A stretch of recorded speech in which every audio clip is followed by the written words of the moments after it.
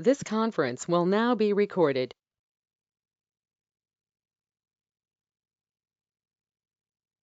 Hello, welcome everyone. I'm going to give everyone a moment to join and then we'll get started.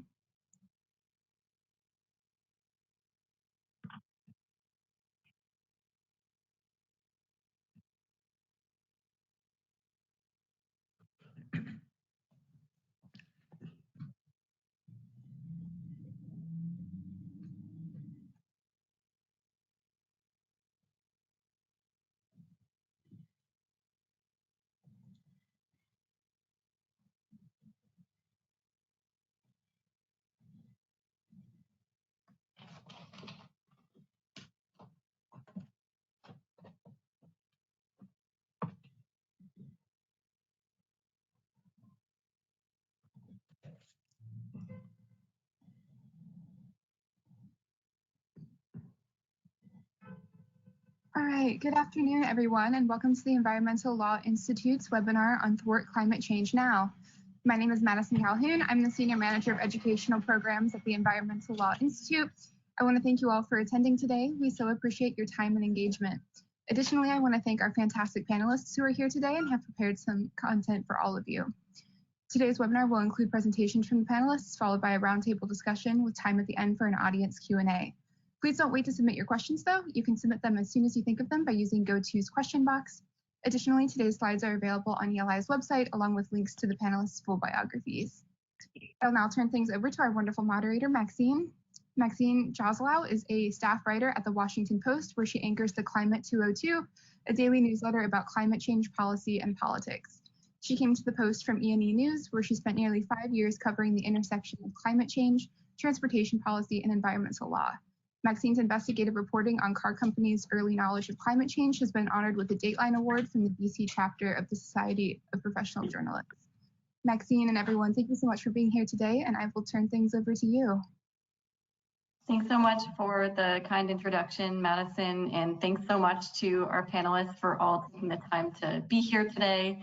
The presentation is going to be really exciting, but before that, I'm going to introduce all of our panelists and read out their bios. First, we have Bill Caplan. After a 34-year career in high technology and with an engineer's understanding of sustainability, Bill Caplan researched the built environment from an environmental perspective for more than a decade, contrasting designers' claims with their ecological veracity.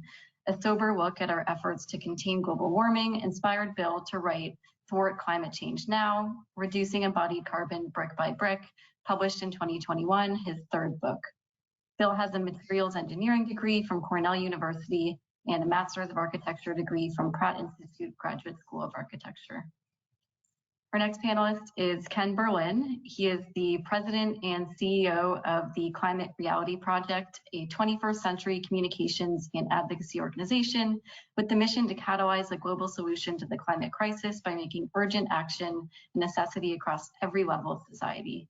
As president and CEO, Ken leads teams in Washington, D.C., 11 branch offices around the world, and over 42,000 climate reality leader activists in 174 countries, working together to confront the greatest challenge humanity has ever faced.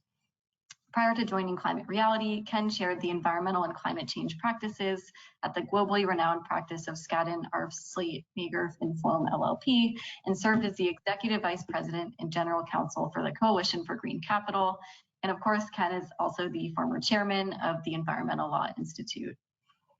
Next, we have Meta Brunzema, who is an architect and urban designer committed to sustainability, equity, and design justice.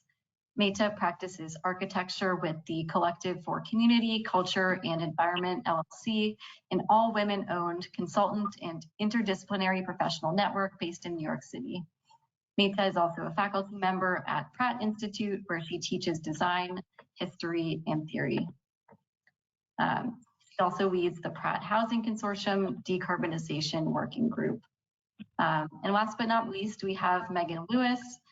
Megan is a senior researcher at the Carbon Leadership Forum, where she leads their efforts to inform effective and just policies to rapidly reduce embodied carbon across public and private construction. Prior to joining CLF, Megan launched the Global Supply Chain Sustainability Program at WeWork. Megan gained her architecture license while practicing at Mithun, where she worked on a range of projects and spearheaded internal LCA and embodied carbon initiatives. Megan has co-authored a range of publications, including the CLF's Policy, Owner, and Architect Toolkits and the book Green Building Materials Manual. So that's it for our panelist introductions. And with that, I am pleased to turn it over to Bill for his presentation. Hello, everybody. Thank you for joining us. Welcome to 2022. It's time to fight climate change. Before we begin, I'd like to thank the Environmental Law Institute for shining light on the urgent need for climate action and the need to address embodied carbon. I'd like to thank Maxine Joselow, Senior Manager of ELI's Educational Programs, for making this webinar happen. Also, a special thank you to Ken Berlin, Maida Brunzema, Megan Lewis, and our moderator, Maxine Joselow, for donating their time to this important issue. Researching this book, I've uncovered some unsettling things that I would like to share with you. I hope they will be eye-openers. I come from a world of precision engineering, 34 years at the firm I founded. We designed sensors for programs such as the Space Shuttle, the Mars Lander, advanced weapons, and nuclear testing. There was little room for error. Failure was not an option, nor is failure an option when fighting climate change, where 40% of our energy-related emissions come from the built environment. Reducing emissions has been a priority for more than 20 years. Yet much of what I've learned about the efficacy of green building, of sustainable design, is disconcerting. In reality, in practice, we are not doing enough. As a result, curbing net emissions from the building sector will await the arrival of carbon-free energy worldwide.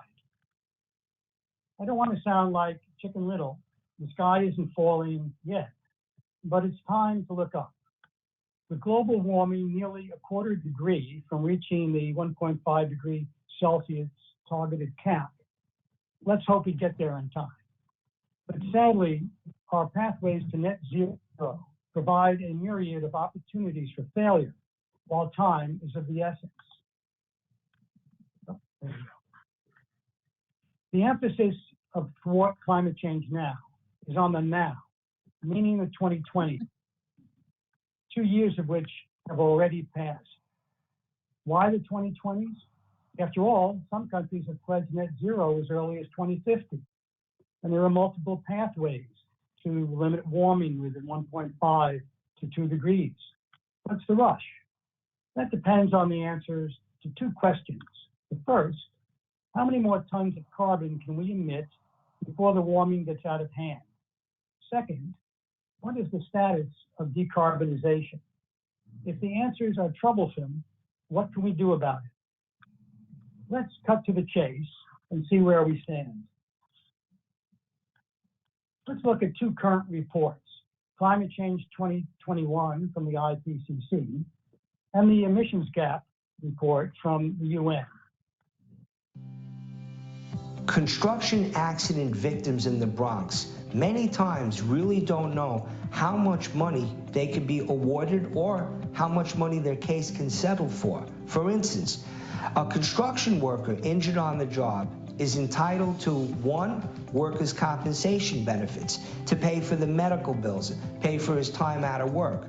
2, a construction worker is also entitled to past pain and suffering and future pain and suffering on a monetary level that you can ask the jury for. And it's a value that goes towards the case. You can also ask for lost earnings. These all add up to sometimes $20 to $50 million over the lifetime of a young construction worker. Many people don't realize that until they come to our office and discuss their construction accident case that happened in the Bronx.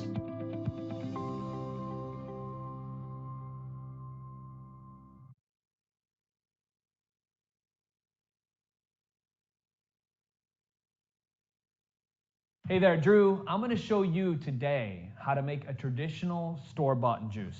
Real simple and easy. The first ingredient, we add a little bit of water, just like that. And you want to make sure you get a little bit of fruit in here. So we got 5 blueberries. We add a little coloring because usually the fruit is dried, or a lot of coloring. And then one of my favorite ingredients, and this is the key ingredient that we're going to add to this, is sugar. And you want to make sure that you put enough sugar in here to satiate yourself. This is the average store-bought juice right here. I'm Drew Cannoli, and I am obsessed with superfoods. I'm the weird dude that goes into Whole Foods and smells like patchouli. Today, I want to show you my 11 favorites that you can naturally get in less than 30 seconds a day, and you can take them while traveling, and they'll help you stay healthy and committed to maybe that weight loss or that fat burning regimen. Are you ready? I'm talking fast today, so try to keep up. First is chlorella. Now, chlorella is one of my favorite things. I like to call chlorella bella. And it's absolutely incredible. Astronauts take this stuff in space. It's loaded with chlorophyll, carbohydrates, vitamins, minerals. Gives you loads of energy. I just had 5 of these things. My energy's through the roof. Next up is moringa leaf. Separate studies have shown that moringa can lower blood sugar up to 29%, which is great news for the diabetic community. I know many people that are diabetic. You probably do too. Maybe you're even one of them. Third is spirulina. Got it right here. Spirulina has strong neuroprotective benefits, and it may actually help with Alzheimer's disease. Has 4 times the amount of antioxidants as blueberries on the ORAC field, right? Fourth is mint. Now, mint is antimicrobial, antiviral, anti-tumor, anti-allergenic, and antioxidant properties, but it is not anti-tasty. Now, that's not a word. I just made that up. But it is delicious. Fifth is matcha green tea right here. Matcha has L-theanine in it, which can help reduce stress, promote relaxation, and encourage mental clarity. I love a lot of mental clarity. Sixth is wheatgrass, okay? Did you know consuming just 1 ounce of wheatgrass is nutritionally equivalent to eating 2 pounds of greens? Who doesn't want more greens in their life? Green on the inside, clean on the inside. I mean, you should have known that. Seventh is ashwagandha. Ashwagandha sounds like a yogi, right? It's hard to spell. It's much easier to understand. Ashwagandha may help lower anxiety, keeping those stress levels in check, and it can also decrease depression. Eighth is turmeric. Turmeric, this little golden spice, is incredible. I love turmeric. Studies show that its golden spice is superior to Prozac in treating depression, which is pretty cool. Ninth is lemon.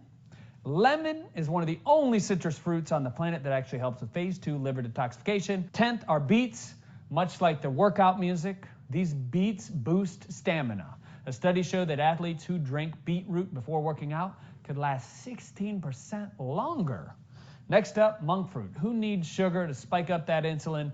Do something that doesn't have that in it. This exotic fruit, 170 times sweeter than sugar, but has 0 the calories. Somebody write that in the comments below. 0 the calories. Right here, monk fruit has medicinal benefits. Did you get all that? Good, because I've got some great news for you. You can actually get all these superfoods in one stop right here. When you click the link below this video, you get Organifi green juice for less than 30 seconds a day, less than $2 a day. It's less expensive than any juice you can get with all the powerful medicinal benefits that we talked about of these 11 age-defining, skin-refining components that are right here. Check it out. It mixes so easy. I don't even really need to use this spoon to mix it. I mean, legitimately. Do you see how well this is mixing, my friend? It doesn't go to the bottom. It mixes with the water perfectly, and it makes it an easy drink. And it tastes absolutely incredible. So if you're looking to live a healthier, longer life, if you're looking for more energy, if you're looking for more vitality, more mental focus, then add in these 11 superfoods in your diet. I have this Organifi green juice, less than 30 seconds a day, no shopping, no chopping, really easy to clean up. It's all right here in this glass, which is pretty wild if you think about it. Try it for yourself today. Click the link below this video, get it right now, and move forward with transforming your life.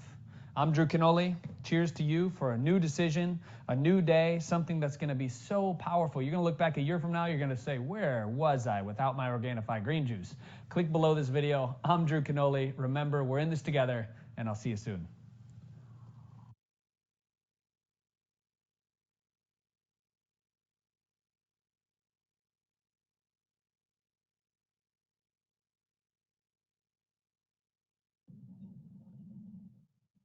These graphs depict the change of global temperature. The left over the last 2,000 years, the right from pre-industrial 1850 to 2020. As Al Gore said, there are some inconvenient truths. Here's one from the IPCC. Human influence has warmed the climate at an unprecedented rate. Let's look closer. Although temperatures stayed within the plus or minus quarter degree bandwidth for the 2,000 years prior to 1900, since 1900, they increased more than 1 degree C. Notice the alarming increase since 1970, followed by nearly half a degree from 2000 to 2020. The second inconvenient truth is that atmospheric carbon has also increased at an alarming rate since 1970, accelerating since 2000. In 1910, it reached 300 parts per million, a 300,000-year high.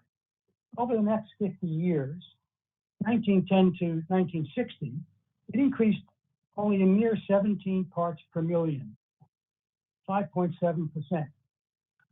But since 2000, atmospheric carbon has increased more than 5% each decade, 25 parts per million, 6.6%, in just the last 10 years. Temperature increases are nearly linear with the increase in atmospheric carbon. Science tells us that emissions are the cause, rising temperatures the effect. Quoting directly from Climate Change 2021, every ton of CO2 emissions adds to global warming. The third inconvenient truth is that the Paris pathway timelines are based on a bad bet. Only a 66% likelihood of success. This page is from the emissions gap report. The Paris Agreement pathways and their timelines to reach net zero. Ask yourself, are you willing to bet the planet's future with 66% odds? Years of negotiations, of planning, enormous efforts and expenditures, all with a 1 in 3 chance of failure. So let's move on from that. How do we improve the odds? I need a slide change here. For some insights, let's look at the carbon budget table. It's in the climate change report. The carbon budget is a more tangible way to quantify the immediate challenge. It addresses the volume of carbon that we are allowed to emit until we reach net zero. Unlike many targets based on arbitrary reference years long past, such as 1990 and 2005, this budget is calculated from the beginning of 2020. The calculations also account for the warming for the other greenhouse gases, the CO2 equivalents, which are reflected in the results. And we are provided with a range of likelihoods from 17 to 83%. Let's up the odds. 83% is a better bet than 66. To hold global warming to 1.5 degrees allows for cumulative emissions of 300 gigatons until we reach net zero.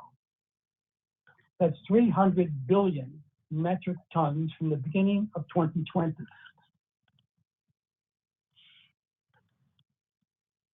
Defaulting to the 2-degree target, we can triple allowable emissions to 900 billion metric tons. These seem like large numbers. Let's see what they imply.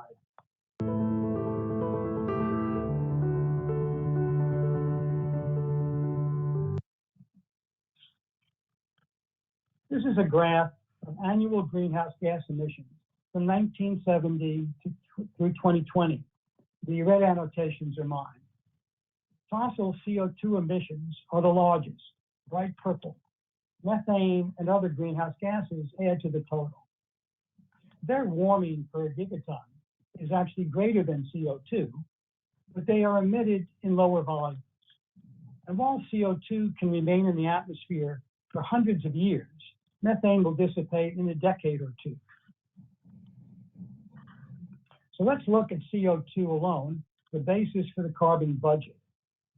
Orange is CO2 emissions from land use changes, and forestry. The total has been above 40 gigatons per year for nearly a decade. We've already reversed the 2020 COVID dip way on the right. If we can stay within this range, what does the future look like?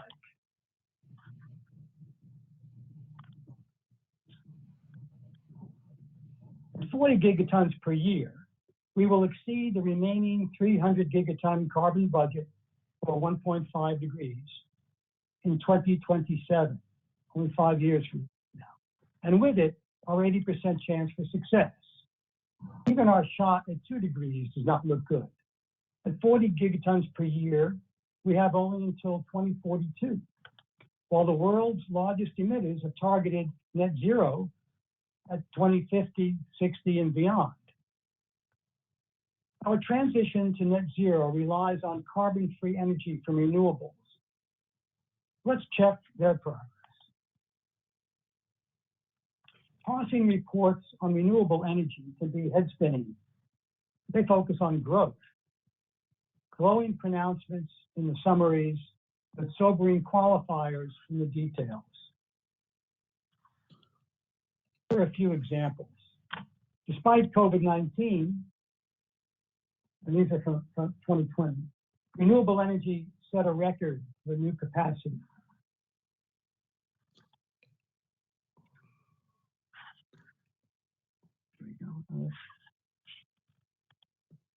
There we go, okay. Renewable capacity, power capacity surpassed the previous record. I think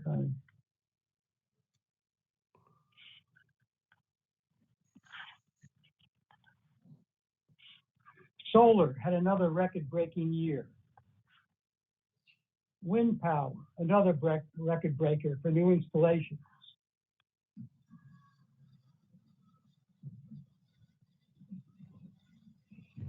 Slide, there we go, okay, etc. This all sounds great, but they all refer to new capacity, not their total generation. Hyperbole, perhaps. A record-breaking increase of something small to begin with can be small overall. The real indicator of how we are doing is the percentage of total energy that comes from carbon-free renewables, not just their growth. Whenever I bring up that subject, electricity is the milestone that's proffered to exemplify how far we have come. 26% of the global electricity consumed in 2019 was generated from renewables, the last year before COVID skewed the numbers. 26% is an excellent accomplishment, but unfortunately, electricity accounted for only 17% of the total final energy consumption, the TFEC. In other words, electricity from renewables was a mere 4.4% of total energy consumed, 26% of that 17%. Heat energy is 51% of our energy consumption worldwide. Renewables generated about 10% of that. Therefore, heat from renewables was only 5% of total energy consumption. Likewise, transportation renewables were merely 1% of total energy use. In total, energy accounted for about 11% of global energy consumption. The US percentage was similar. But there's something that gets lost in the messaging, and that's that not all renewable energy is carbon-free. Biomass energy released 350 million metric tons of carbon dioxide from the US alone. That's in 2019. Biomass carbon emissions per BTU of energy are actually higher than petroleum, and they're 1.5 times natural gas. In 2019, U.S. biomass energy was twice hydro, twice wind, 5.5 times solar, and 24 times geothermal. It represents 40% of our renewable generation. But biomass emissions are not even tallied as energy-related emissions. The IPCC considers them neutral. This is a pie chart of U.S. energy consumption in 2020, a COVID lockdown year. It highlights the dominance of biomass in the renewable sector. The red highlighting is mine. But to achieve net zero, we need energy that is carbon-free. In 2019, total carbon-free energy in the United States constituted 14.9% of consumption. But a whopping 57% of that was from nuclear. Carbon-free renewables constituted a mere 6.4% of total U.S. energy consumption. We are not well on the way to decarbonization. Our journey to net zero will take a lot longer than advertised. So how do we buy time now in the 2020s? An important part of that answer lies with reducing embodied carbon. When we speak about reducing emissions, typically the energy supply comes to mind, reducing operating emissions. More efficient appliances and equipment, more efficient buildings, energy efficient buildings. These are absolute musts. But thwarting global warming is not a function of the amount of energy we consume. It is the release of its carbon content, its carbon emissions. Absent from that discussion are embodied emissions, also known as embodied carbon. The carbon footprint to manufacture materials and equipment and to construct buildings and infrastructure.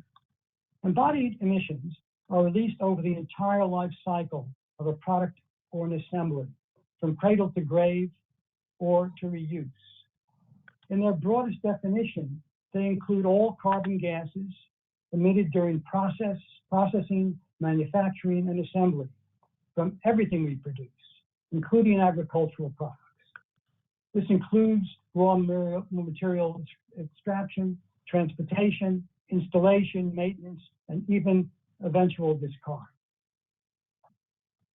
Embodied emissions are often taken for granted, a necessary fact of life, or are too perplexing to resolve. Unfortunately, embodied emissions are the first to be released before any product is purchased, before any building is occupied, before any infrastructure is used. They accelerate global warming in real time, way before benefits from energy efficiencies accumulate. Embodied emissions are the first tally of sustainability. Operating emissions, excuse me, are the, are the second part of the equation. Operating savings can depend on the weather, the economy, good practices, or the occupants' functional choices. They can also be improved upon in future years. Unfortunately, embodied emissions are locked in up front. They cannot be mitigated. Over the next 5 years, 75% of cumulative emissions from new buildings will come from their embodied emissions. 10 years out, they will still equate to 60% of the total. But there is good news to be had. Reducing new embodied carbon can be addressed immediately with the next building or infrastructure design, with the next appliance or vehicle conceived. Embodied carbon is a function of material demand. Choices up and down the line matter, from mining to manufacturing, from packaging to transportation to material choice itself.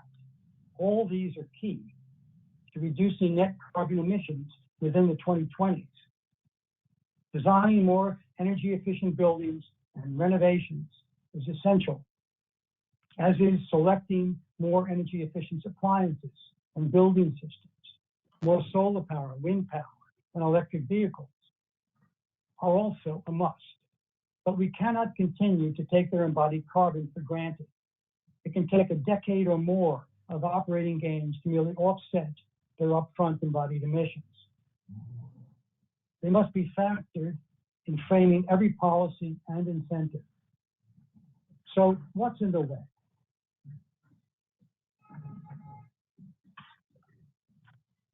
With all the attention focused on global warming, carbon emissions, and green buildings, our love affair with green and sustainable often interferes.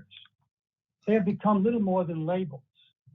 Add to that incomplete or misinformation, weak regulation of green building certifications, insufficient tools to evaluate materials and methods, the cover of sustainable design, the lack of participation from the architecture and construction professions, and the most used building material on the planet, concrete. Twice as much concrete is used in construction as all other building materials combined. Concrete itself is not the problem. It's the binder that secures the mix, the cement.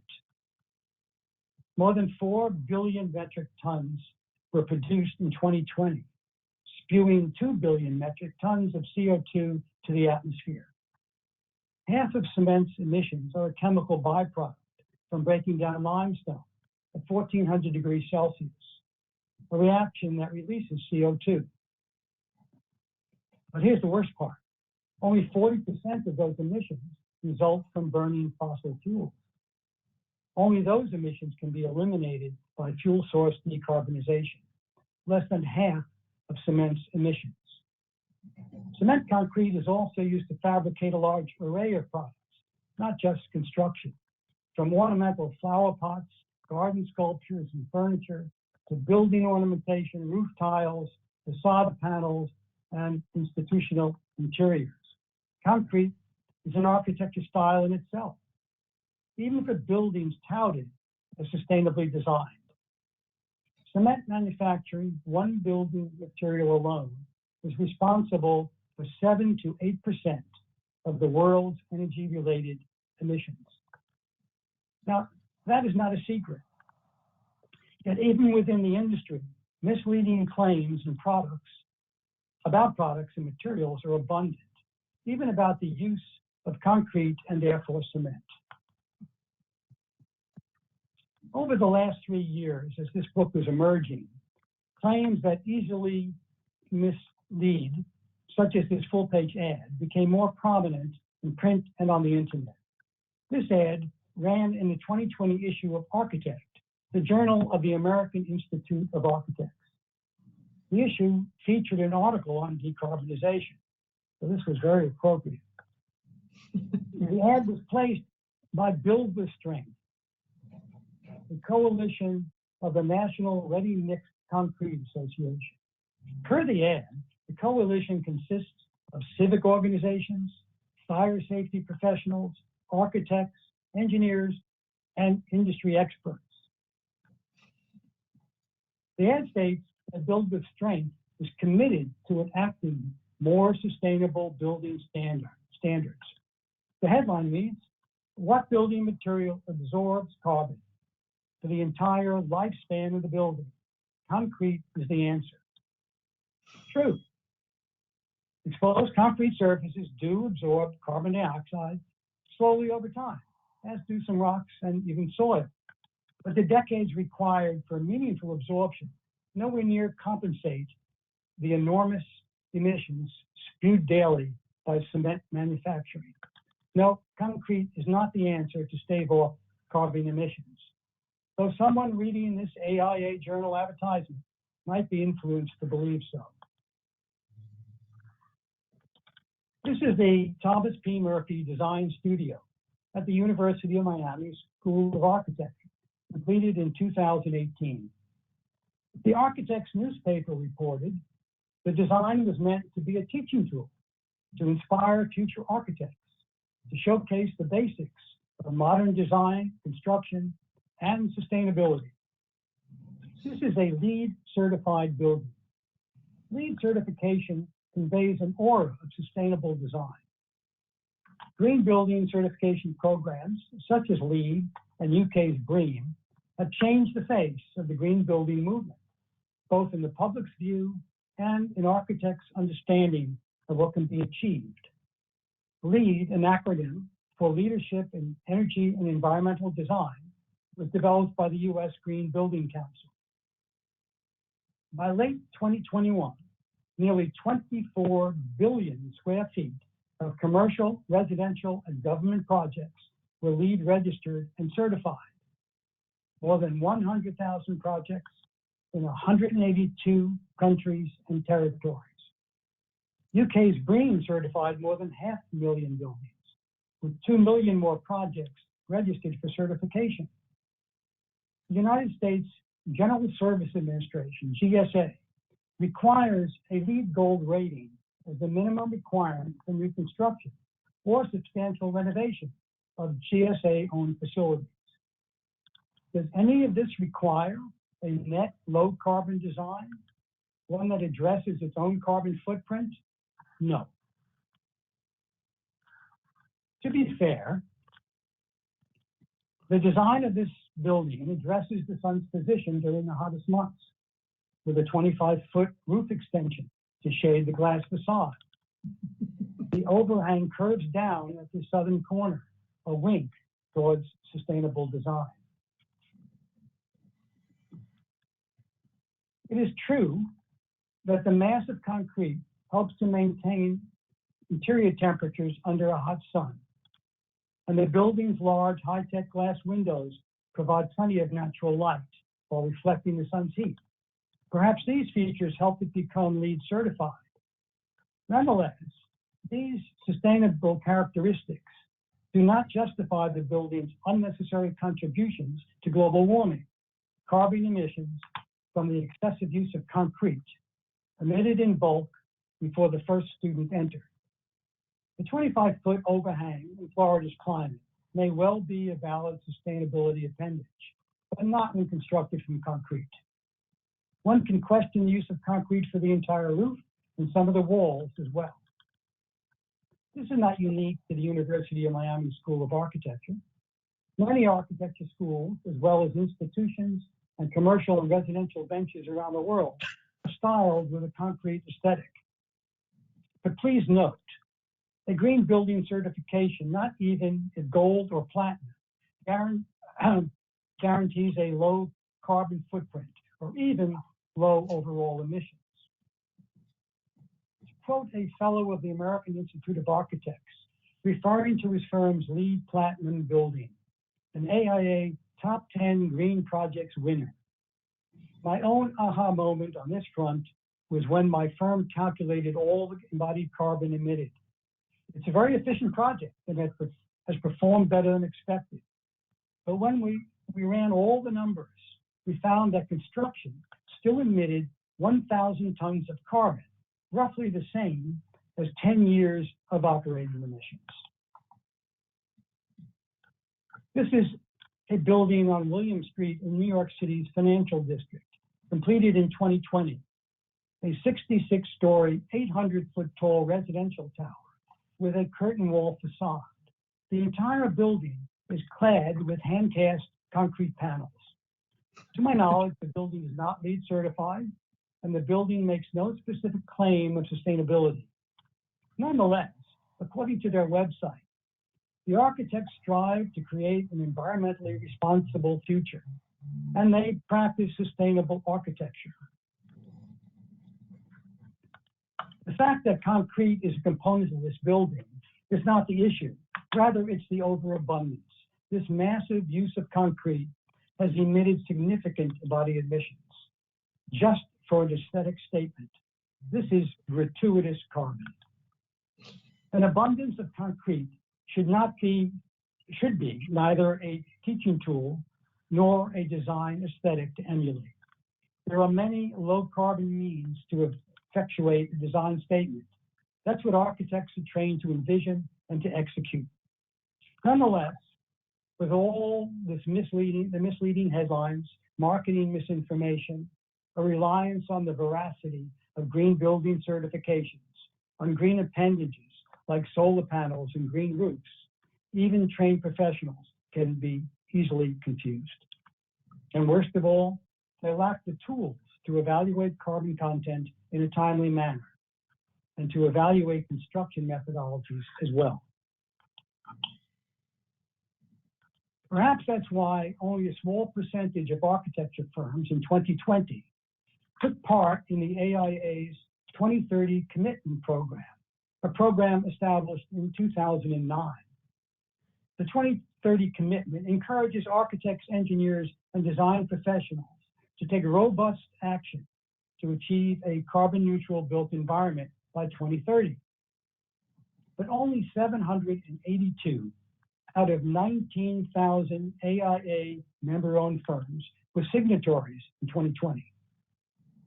Of those, only 378 firms reported their predicted energy use intensity reductions, nearly 15 of which met the 2020 intensity target. Only 55 firms reported embodied carbon. Notwithstanding the steady increase in signatories over the last 10 years and the best average reduction in the commitment's history, 95% of AIA member-owned firms remain aloof. What about the growth in zero energy buildings, those with on-site energy capture and generation? Doesn't that define sustainable architecture? As you can see in this chart from the New Buildings Institute, there has been a tremendous growth in net zero building projects. Nearly 700 projects in North America were tracked in 2020. 500 additional projects were in process, and there are many more not tracked by the NBI. According to the U.S. Department of Energy, zero energy building produces enough renewable energy to meet its own annual energy consumption, thereby reducing the use of non-renewable energy. The building's energy needs must be balanced by on-site renewable generation. But balanced means that on-site renewable energy may be exported. It can be swapped for imported fossil fuel energy to be used on-site. And it's really not clear if all of the exported renewable energy is actually distributed and then consumed. Zero energy buildings are designed to reduce energy consumption, and that's operating energy. Embodied emissions are not part of the equation. Zero energy buildings are hard to achieve. They require engineering precision plus architectural finesse.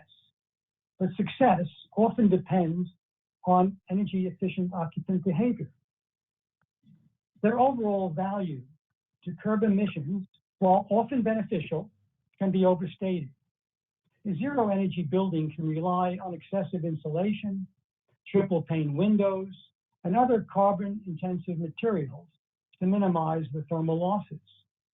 They do not guarantee a lifetime reduction in carbon emissions, nor must they minimize their upfront carbon footprint.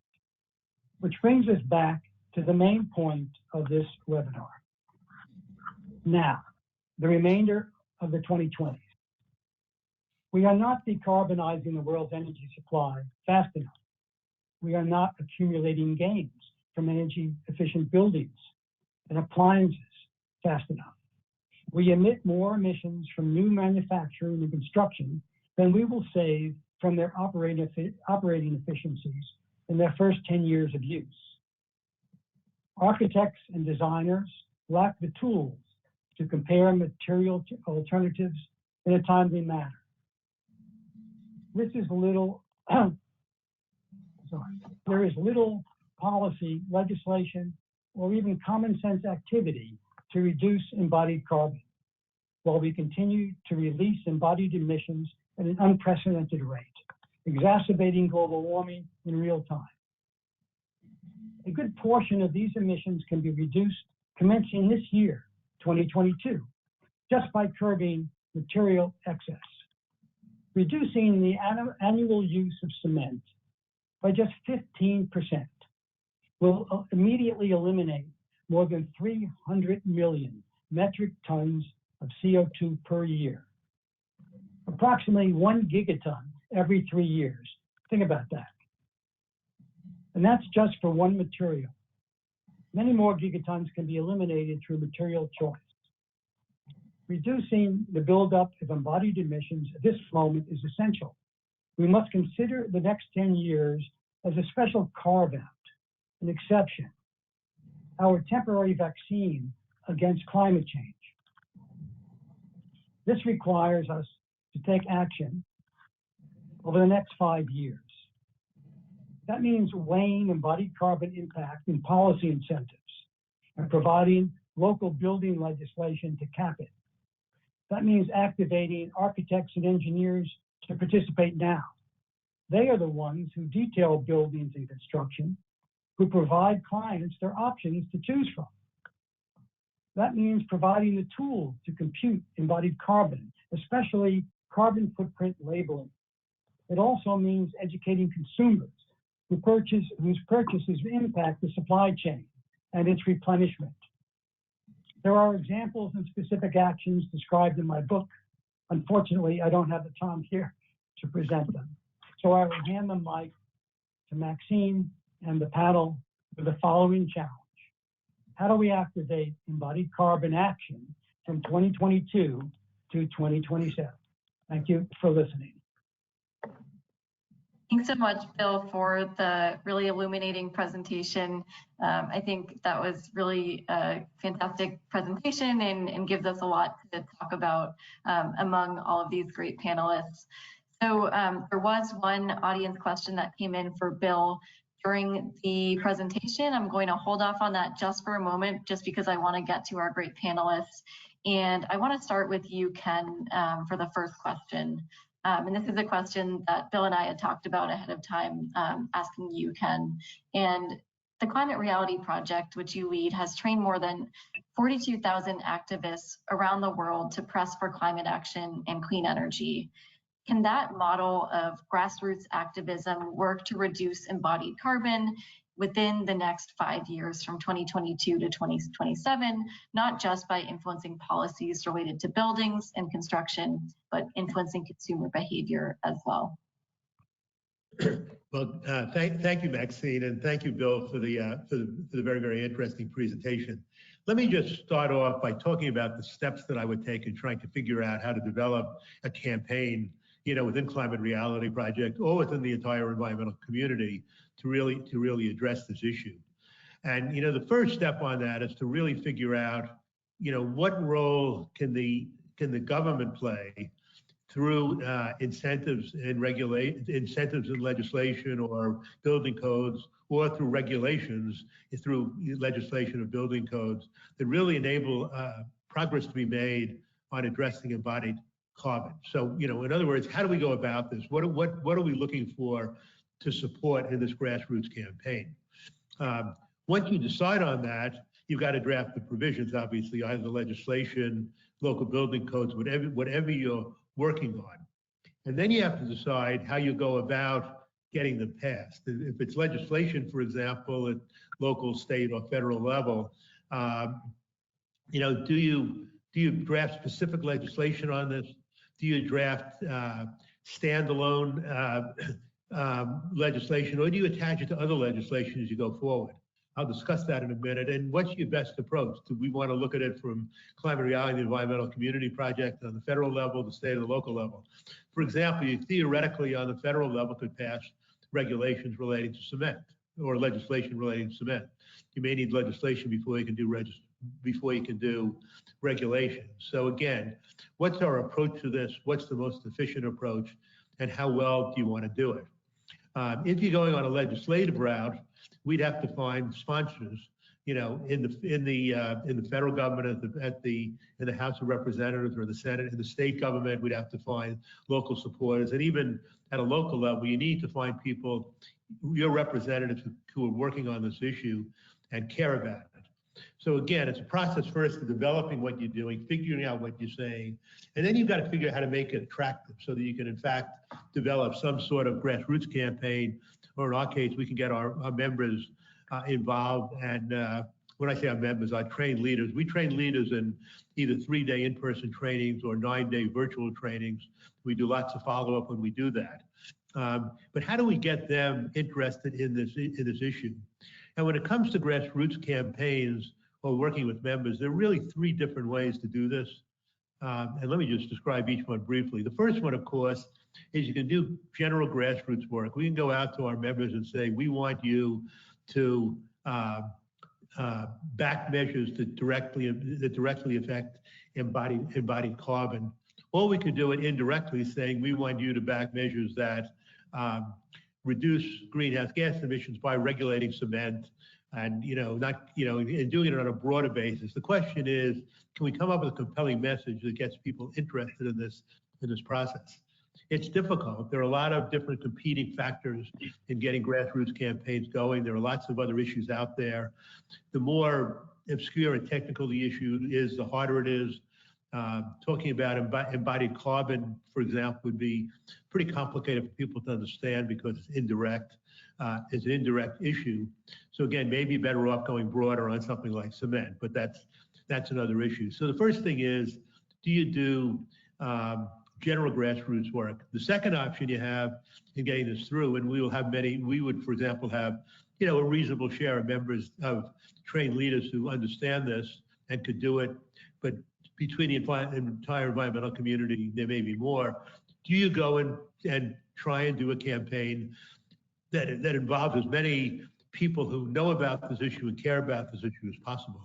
Do we want to get architects? Do we want to get green building council members?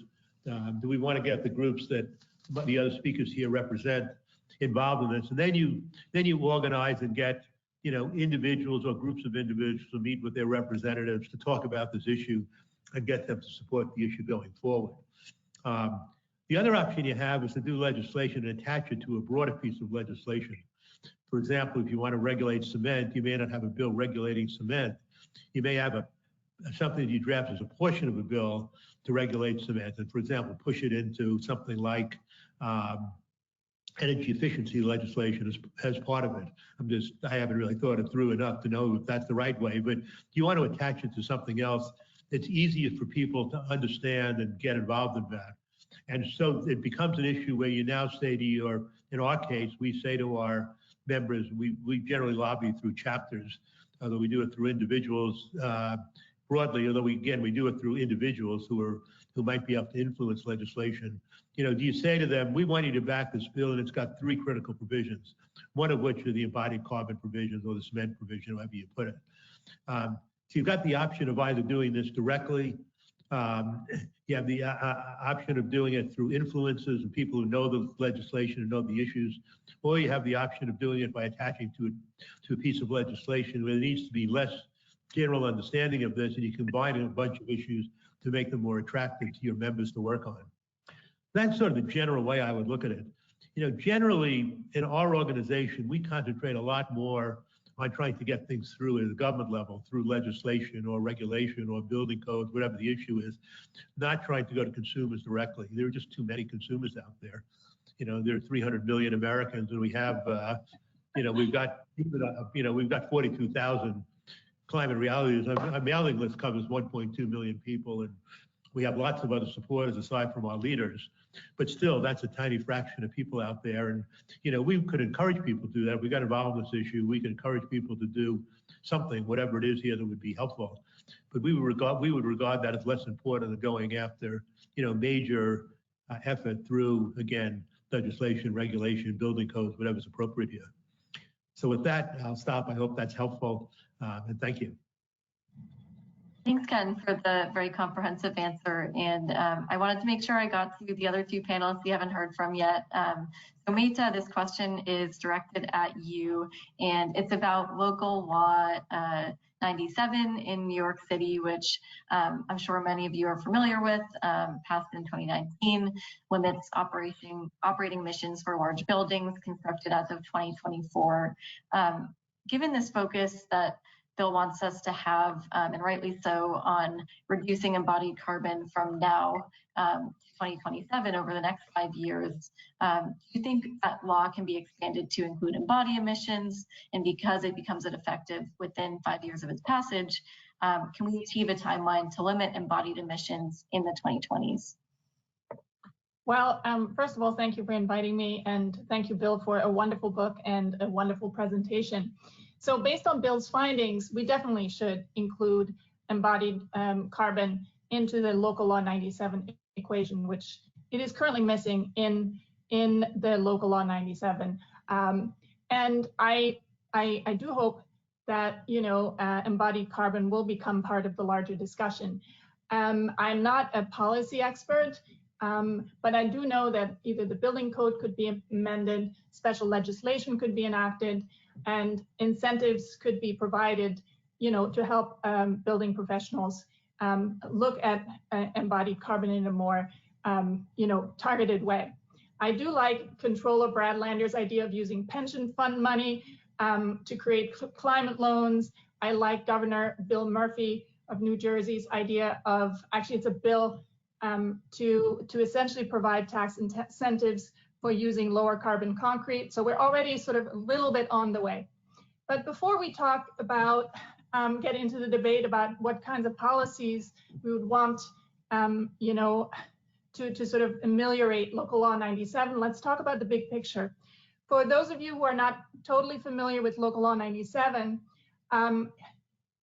you have to kind of understand the bigger picture of what it will in fact catalyze. I mean, it will really result in a tsunami of building retrofits in New York City, primarily for buildings that are larger than 25,000 square feet. And so the first local law 97 milestone is 2024, and the next one is 2030. And architects and engineers are working right now on specifying the materials of hundreds, if not thousands of buildings. So what we're gonna see are like thousands of building envelopes and windows being replaced, structural upgrades, facades, windows, insulation. And you just have to think about the hundreds, if not thousands of buildings of the mid-century that actually have zero insulation. So many of those will have very radical facade improvements that will require materials like insulation, like new facade materials. And so that is really where the embodied carbon question comes in. Which materials are we choosing for that? Are we going for brick? Are we going for this type of insulation or another one? So for me, right now, in order to sort of expedite the embodied carbon discussion relative to local law 97, I feel that we need more information out there. So I think the government, academic institutions, nonprofits, you know, and panels like this really help to actually get the message out. And because we really sort of need to know better what the problem is and why we're in fact doing it. And second, I feel that we need to actually look at the embodied carbon situation in a more sophisticated way, by thinking not only about the entire life cycle of the material, but also really connecting everything from the sort of biological, the forest itself, to the building, and really understanding the territorial implications of the impact of materials on, of course, carbon emissions, but also on, you know, other issues like toxicity, you know, inequality, etc. So by looking at materials more at a more granular scale and understanding the territorial implications of materials, I think we will achieve multiple benefits, including carbon. And I think we also, you know, need to really make this kind of approach to life cycle analysis and circular economy a much greater part of the discussion in the architectural and building sector circles. Great, thank you, Meta. Before I move on to Megan, did any of the other panelists want to chime in on Local Law 97? Or if not, I'll move on to the question I had for Megan. Well, I actually do have one thing to add, Maxine, if I may, very briefly. You know, Bill really emphasized the issue of now and the urgency of now. And so the problem really is not even to sort of like make this happen, but making this happen very quickly. And it turns out that there's a group of social scientists, political scientists, historians that actually have looked into this on how to accelerate transitions, socio-technical transitions and system innovations. So I just wanted to point to two sort of lessons that I learned from the field of what's called transition management. And one is, you know, whenever we try to innovate, for example, let's say we want to have a lot of options that are inexpensive for bio-based and low carbon insulation facade retrofits for Local Law 97. So one of their suggestions is to create what they call innovation niches, meaning sort of incubators for innovation that are supported by either the public sector, but also are linked into what they call the landscape, which is the larger population. And so in other words, creating a network at multiple levels of understanding where innovations are produced. So that could be competitions, that could be you know, pilot projects, that could be essentially projects that are that become examples that then inform other levels of understanding. You know, and I think this would work really, really well for the embodied carbon question. Other takeaway from the transition management science is that it's very important to change the dominant narrative. Okay, so just like one may want to change a dominant narrative from a care-based health, from a treatment-based healthcare to a prevention-based healthcare, one could really start to change the dominant narrative from a carbon-emitting, you know, material choice to a carbon sequestering set material choices. So I think, you know, we have to sort of think big and try to understand these as paradigm shifts. Thank you, Meta, for elaborating on that. Appreciate that. And Megan, sorry to keep you waiting, but want to make sure I asked you about your work at the Carbon Leadership Forum, where you look at embodied carbon policy, and some cities and states have already introduced embodied carbon policy or legislation that can be modeled or replicated by others. So what are some of those cities and states to watch in this space? And are any of those policies intended to limit embodied carbon within a 5-year time frame that we've talked about? Yep, thanks for, that's a great question. There's so many examples actually to pull from, and I'm going to try to pick some, pick a short list on the state, local, and actually the federal level. We're starting to see some movement here. And so I'll start with the state level, because I think that's really where it started to move in the United States. And I think that that's the precedent that's started to be followed by the federal government. So one note quickly, just sort of on types of policies, the frameworks that can address embodied carbon that we're seeing is there's a group of policies that's more been advanced in Canada and Europe that focus on reducing embodied carbon at the scale of the building. And those really focus on incentivizing designers and so architects and engineers to build buildings differently. In the US, where we've started is more focused on materials manufacturing, so driving down embodied carbon through lower carbon supply chains. And in particular, there's a policy called Buy Clean that has popular in the US. So the first version of this was passed in California in 2017. And so that actually this year, speaking of things that will be, that will start to make changes now, this January, they introduced limits. And so what that means is that for steel and certain kinds of insulation and glass that are used on California state projects, those now have to meet carbon footprint limits that are set by the state. And that 9 states introduced versions of that policy last year. Colorado now also has that policy. Those limits for Colorado will be introduced in 2024. And this is sort of the lead by example, the idea where the government starts to create a market for these low carbon materials, and those can then be used by the private sector. And New York also had some movement on that type of procurement policy, really focused on concrete last year, and just yesterday introduced a more ambitious version of the bill that was passed last year, which is called the Climate Forward Concrete Leadership Act. So that's something to watch in New York State.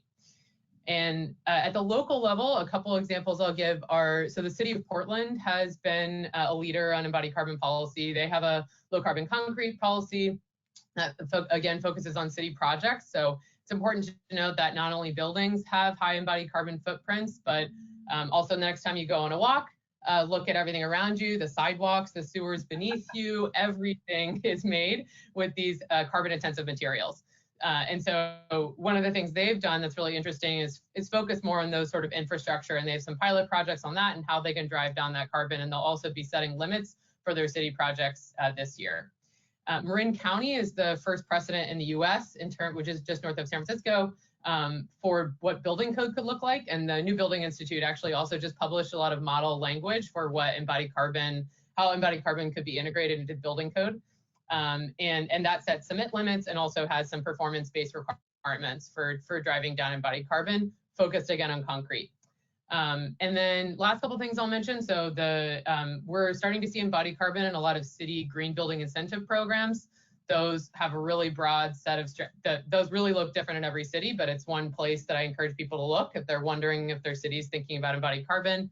And another to sort of mix in some East Coast examples instead of just always focusing on the West Coast, where I'm located, but City of Boston was just looking at how to integrate embodied carbon into their zoning. And they've also recently launched a mass timber accelerator.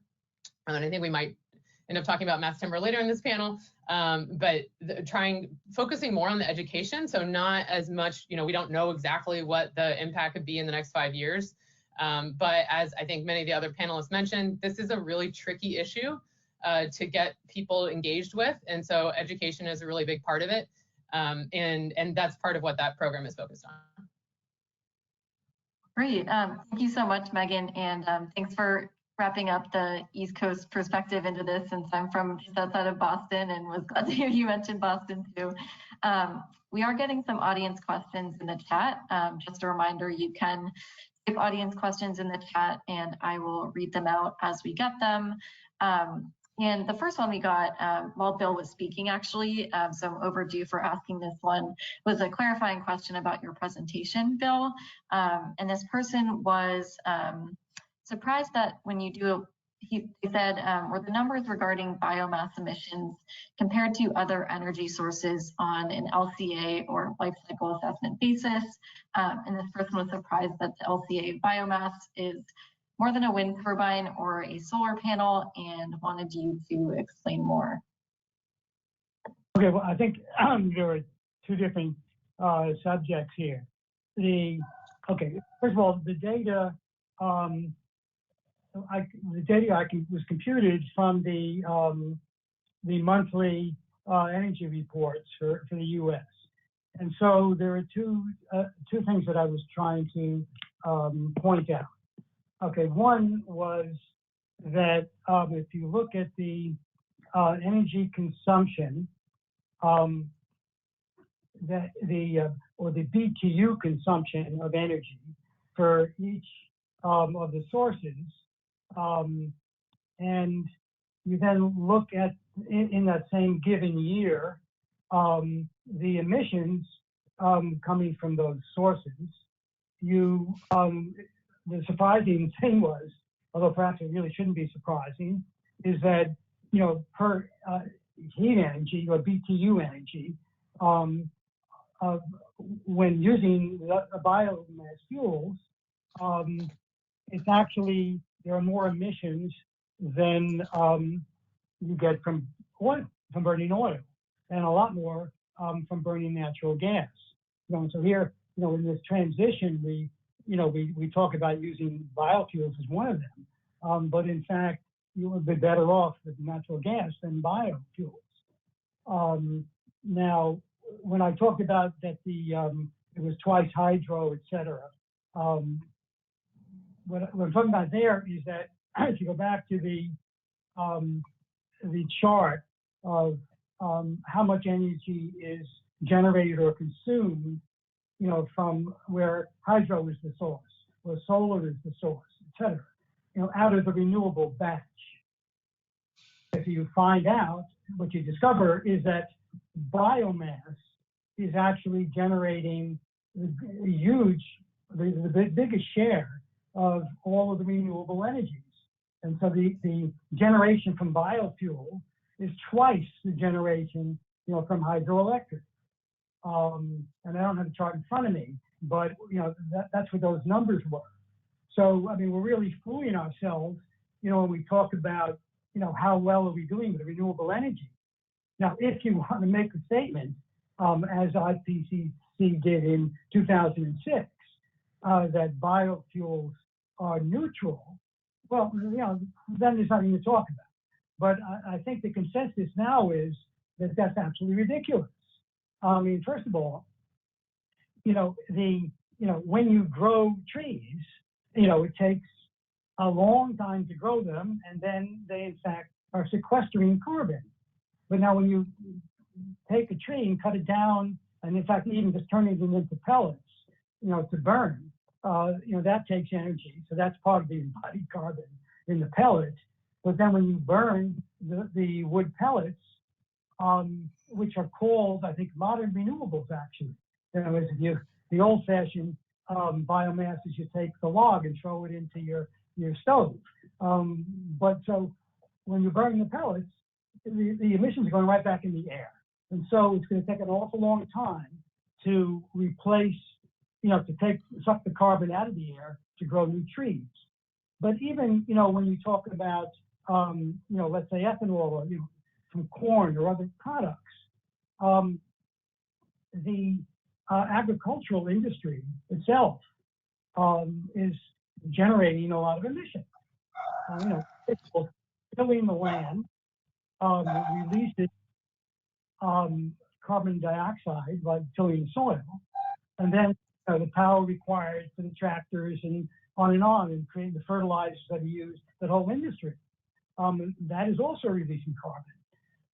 The concept that I now have some biomaterial, which at the moment is sequestering carbon, and then let's go burn it, and put CO2 in the atmosphere. I mean, that's absolutely ridiculous. The whole idea is to try to cut our emissions now, not trade them, because that's where that was all coming from. Got it. Thank you, Bill. Okay. Thanks for that. And now we actually have a couple of questions coming in for all of the panelists. So this next question, anyone who wants to take a stab at it, please go ahead. And this person said, can anyone comment on the sustainability of the following building materials, including life cycle and production, recycled glass, and cross-laminated timber? I'll give you a few comments on that. So first of all, any material that's recycled, if it's a high recycled content, is already cutting down the embodied carbon, the potential embodied carbon. So yes, recycled glass is a lot better than making new glass. I'm sorry, what was the second part? The other part of the question? It was the sustainability of comparing it to just glass, recycled glass versus glass. Okay. I want to make, I'll just make another comment. Is there any way that I can share a screen? I guess not. Okay. So in the book, I have a table in the book which it lists a bunch of building materials from the highest carbon footprint by mass to the lowest. And I put it in there to show you that it's really the quantity of use that matters. And so when you're ranking materials by their emissions per unit of mass, at the top of the list is aluminum. And the number 2 is PVC and vinyl. And number 3 is steel sections. And number 4 is glass for glazing. And then in the middle is cement. And then comes ceramic tile and cladding. And then clay tile, common brick, and concrete is at the bottom. So the worst material on this list by mass is aluminum. Okay, and the best material on this list by mass is actually concrete.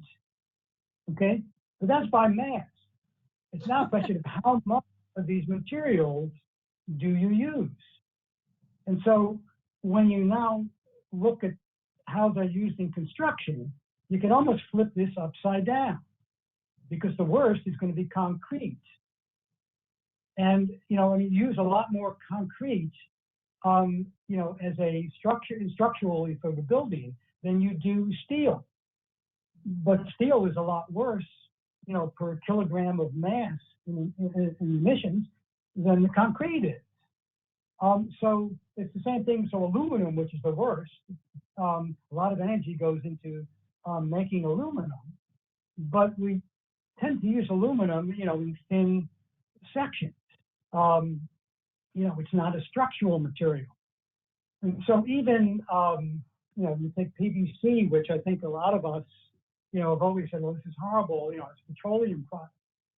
Well, it's a question of how much PVC you use, because, you know, PVC, first of all, once you make it, it's sequestering the embodied carbon. So, you know, it's only if you start to burn it or something, you know, that's going to go back into the atmosphere. And so when you look at, you know, PVC, you know, vinyl cladding, the instinct might be, well, this is not very good. But I was shocked myself when I began to look at these various things and say, well, actually, you know, it's a lot better than brick. You know, so you really need to think it's the mass of these materials that makes the big difference. Now, I know the other part of the question was the wood. Now, wood is incredible. I mean, because wood is sequestering the carbon. So now it does take energy, you know, to dress the wood, you know, to cut it and to prepare it into whatever shape it's going to be for use in architectural purposes. And I think, if I remember right, that it was about maybe 1/3 of the embodied carbon in wood. You know, the embodied carbon, excuse me, is coming really from dressing the wood, and it represents about 1/3 of the embodied carbon that's actually already sequestered in the wood. So when you use wood, it's actually, it's you know, it's a positive thing. I mean, it's a negative emission. It's holding it. You know, and you know, there's wood in buildings that's hundreds of years old. I think Meta will tell me there's thousands-year-old wood, which is true. So you can't do better than wood, which segues to, I can't help it, but to the use of timber and wood, and maybe, you know, Megan, you can address some of that, you know, with the building codes. I'd love to jump in here. I can touch on that, but also I think it's just really important to step back. Anytime you find yourself asking the question, is this material good for embodied carbon? I'd say compared to what? And I think it's really important to stay away from thinking that we're going to have rules of thumb for embodied carbon, because unfortunately it's just not that easy. So in the context of, let's say, glass, is recycled glass compared to normal glass better? I think, you know, Bill touched on that. But what is the best available material to create a transparent surface to let daylight and views into your building? That's the way to address that question. what materials can you compare that meet the same functional performance?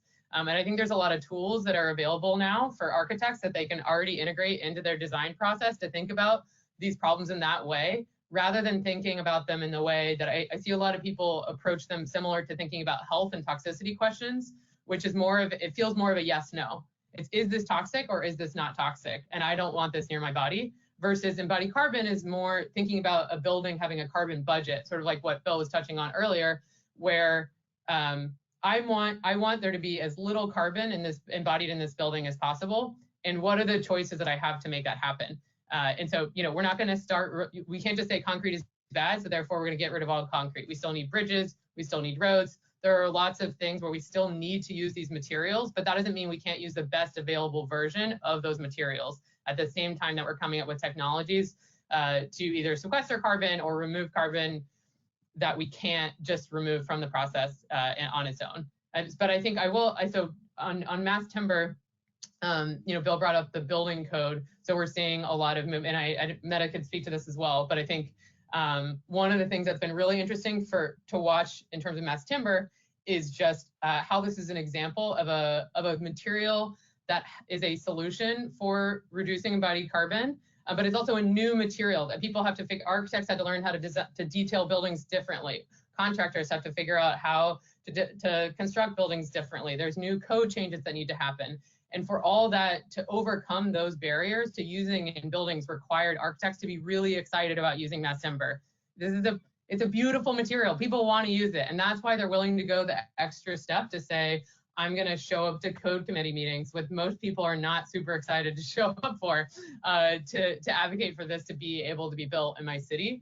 And so I think what we need to see is more of that excitement around other new types of materials, whether that's other bio-based, you know, Meta mentioned bio-based insulations. When we start to think about having to retrofit our buildings, there's specific technologies that can be integrated into some of the manufacturing processes of other materials, but that requires a learning curve, and there needs to be that passion there. And so I see mass timber as a carbon solution, potentially depending on how it's sourced, but also as an example of the kind of advocacy that will be required to get other new materials into buildings.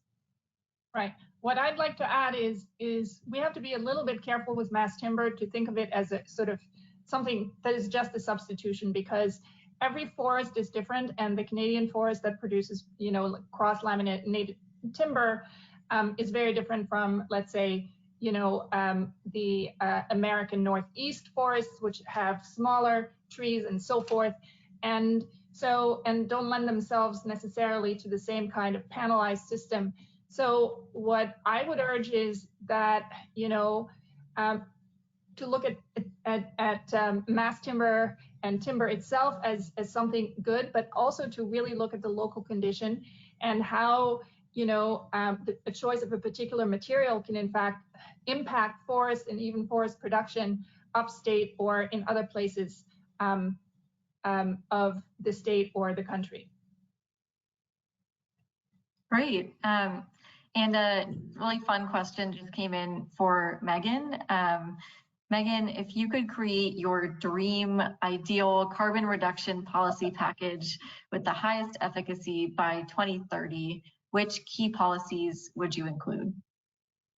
It's going to be a really specific, wonky answer, but someone asked it. So I think I'd like to see, in addition to the policies we're seeing now, which set carbon footprint limits on materials, I'd like to see the US also, very complementary policies, want to highlight, but also set carbon footprint limits per square foot on buildings. So the same way that energy is being limited at the scale of the building, I think we can do that with embodied carbon. And the sooner we start doing that, the better, because it gives us more time to develop strategies we need to get more and more reductions. In fact, you know, for those who are not familiar with Local Law 97 in New York, what it is addressing specifically now is it's limiting in certain size buildings the quantity of operating, is it emissions or no, it's operating energy for emissions. Carbon caps. Right, it's a carbon cap per square foot for the building. So it's up to the architects and designers to decide how to compare it. And so what we're saying is that if you can do it for operating energy, for operating emissions, why not do it for embodied emissions as well? To bring that on after. Right, and that would essentially be an augmentation of the benchmarking law. I mean, right? So you would essentially add the embodied emissions of each building, and the city already has the energy information of hundreds of thousands of buildings, because of that. So, and I actually think that could lead even to a greater understanding of, buildings and cities as sort of material repositories. And if we sort of think about buildings and potential deconstruction and disassembly and actually reusing materials from sort of a building that has sort of gone on living for, let's say, 50 years and moving that to another building, and very radical and interesting adaptive reuse, we could potentially think about, all buildings in the city as sort of these repositories of potential materials. And I think that is a very fascinating and innovative way of actually thinking about buildings and cities as, and especially if we think of increasing the amounts of materials that actually sequester carbon, we can really develop a kind of an urbanism that is about, the city as a kind of an answer to the climate crisis.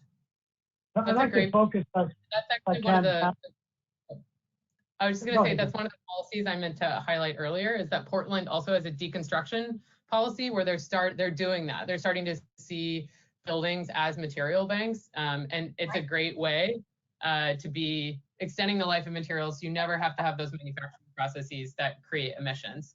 And the other thing I would say is just that, and this has come up a couple times, I think, in Bill's comments as well as Ken's earlier, about how this can be tied to other types of policies. So really agree with Meta in terms of how this can be pulled into benchmarking policies that look at operational carbon to think about a whole life carbon. But there's also, so Washington State has a bill right now on Buy Clean, Buy Fair, and is an example of how labor and working conditions in facilities and supply chains can also be brought into this conversation at the same time as when we're looking at the environmental impact of materials. And so I think there's going to be a lot of innovation in the next 5 years as we start to see more and more of these types of policies as to how they can also tie into these other really important issues. I'd like to just focus. Go ahead, Ken. Go ahead. Yeah, can I just add one thing? 2022 to 2027 is a very short period of time. In that time period, we need to really start reducing emissions immediately, so we push the period out. In other words, if we can reduce the emissions by 50%, that means we'd have twice as long to deal with it, so we'd have to 2032. So I just want to urge that when people look at this, they sort of figure out what are the measures that can have immediate impact, that we can get on a broad enough, that we can scale up broadly enough. In other words, we've got to scale it.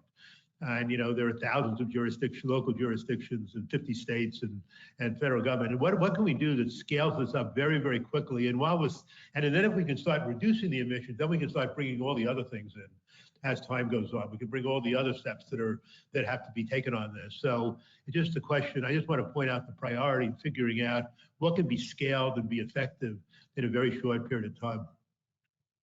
Right, that's what I was going to try to do. You did it for me. It's the focus is back on 22 to 27.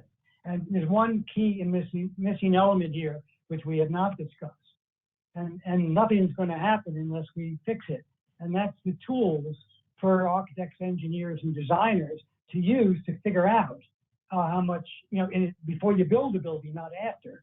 So you can make your choices as far as embodied carbon. And so, there's two problems here. One is there is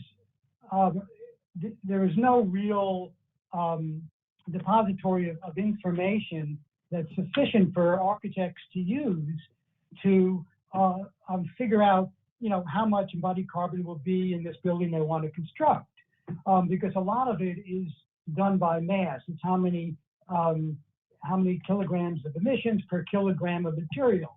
But if I'm buying a brick or I'm buying some sheathing or whatever it might be, I'm not buying it by weight. And even if you want to buy a brick or let's say vinyl siding or laminate material, well, each company's laminate is different as to what it's made of, how much vinyl is on it, how thick is it, and so we need some means of, and a lot of this information is out there, but we need to pull resources somehow to get within this next 5 years, a better dictionary of what these materials are, and that's why I'm talking about carbon footprint labeling. But then once you have that, then how do you add this all together? There are, I don't know, Megan, you know more about this than I do, 6, 7, 8, or whatever it is, different programs available, to assemble this information, but most of them are extremely awkward and difficult to use. So, one of the questions I throw out to you, Megan, is there any way that we might be able to get some standardized program where, this is the acceptable one for municipalities to use, to calculate embodied carbon? Yeah, I think we're starting to see some harmonization among the tools that are available. So some are already integrated into software that architects use, which makes them a lot easier to use. That's not always the case. And I think what we're seeing is more and more of these sort of early design calculators trying to help architects make decisions faster and earlier. And I think that's great. I think for the sort of more detailed accounting that lets you think of buildings and having a carbon budget for buildings, there are a number of tools that are already out there. But I think there still needs to be some of that harmonization where we're using one standard in terms of how it's being measured. We're seeing more movement on that, frankly, in other places. So the Canadian government is moving towards having that kind of standard nationally, as well as more movement in Europe. I think Meta wants to jump in. I'll let her. I also think that we can sort of simplify it a little bit to sort of understand the big picture, especially for designers and specifiers and building professionals. To me, as Bill said, cement and concrete, steel and aluminum are sort of the big, things. And, they affect mostly the structure and envelope. So this sort of focuses people's attention a little bit, right? And then that leads to an understanding that tall buildings are in fact worse than low ones, in part because of their demand on steel and concrete, right? And then what follows really is, that we can actually go from carbon emitting and heat absorbing and, materials to carbon sequestering materials. And that again is sort of like a logical sort of way of thinking about it and sort of breaking down the problem at the very beginning of the process. There is one piece in terms of tools that I think is already more available, which is something called an environmental product declaration, which is we call a nutrition label for building materials. So for that piece, those are already spreading rapidly, and you can find those. We have lots of resources on our website. I won't talk about it more here. Well, I think that's just about time. I know we have kind of a hard stop at 1:30, but thank you all to all of the panelists so much for the really great conversation. It was great to see you all kind of bouncing ideas off of each other and responding to points that each other had made. I'll turn it back to Madison at the Environmental Law Institute for any sort of closing remarks, but thank you, and thanks to all of you for watching. Yes, thank you so much, everyone. One quick note for the audience. I did receive word that we will be emailing out a discount code to everyone who attended today's webinar for Bill Caplan's book, if you're interested. So be on the lookout for that. And I want to thank everyone for tuning in today and to thank Bill, Ken, Maida, Megan, and Maxine for all of their time and energy working on this event. It has been so informative. And I just want to thank you again and have a great day. Thank you. Thanks.